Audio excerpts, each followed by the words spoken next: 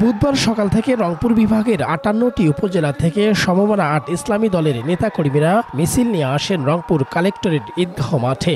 অবস্থান নেন মাঠের বাইরের সড়কে ও বিভিন্ন পাড়ার গলিতে। জোহর নামাজের পর শুরু হয় সমাবেশ। বক্তৃতা করেন দলগুলোর স্থানীয় ও কেন্দ্রীয় নেতারা।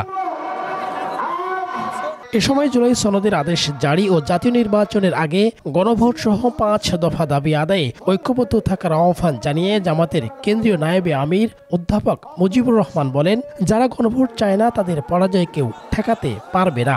গণভোট চাইল না অথবা যারা গণভোটের বিপক্ষে আছে তারা পরাজিত হয়ে গেল এবং পরাজিত হবে ইনশাআল্লাহ। এই পরাজয় কেউ ঠেকাইতে পারবে না। এই কুত্তাশে থাকার নির্বাচন বাংলাদেশে আমরা চলতে দিতে চাই না।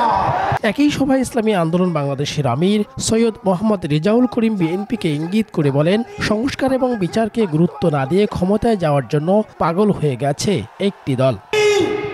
এই চাঁদাবাজদের এবং ক্ষমতালোভীদেরকে এবং যারা নাকি দেশের থেকে বিদেশে পাচার করেন এবং যারা বিদেশের দাবিদারি আমাদের সে বাস্তবায়ন করতে চায় ওদেরকে না বলে বাংলার জমি থেকে উদ্ধার করতে হবে। সমাবেশে বিভাগের বিভিন্ন প্রান্ত থেকে আসা দলের কর্মীরা জানান, আগামী নির্বাচনে ইসলামী সমমনা দলগুলো নির্বাচিত হলে দেশে সুশাসন প্রতিষ্ঠিত হবে।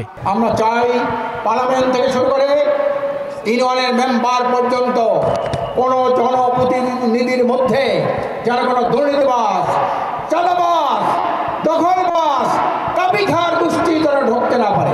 বাংলাদেশের মানুষরা সুশাসন প্রতিষ্ঠিত হোক এবং ইসলামী শরিয়া আইন প্রতিষ্ঠিত হোক, তাহলেই এই দেশের মানুষের সুখ শান্তি সফলতা আসবে। সনদ বাস্তবায়নের আজকের এই দাবি নিয়ে আমরা আজকে এসেছি এখানে আমরা চাই এদেশে মুসলিম শাসন প্রতিষ্ঠিত হোক। আগামী নির্বাচনে লেভেল প্লেইং ফিল্ড তৈরি হবে বলেও প্রত্যাশা ব্যক্ত করেন সমাবেশে আসা ইসলামী দলগুলোর নেতারা। রফিকুল ইসলাম, দেশ টিভি, রংপুর।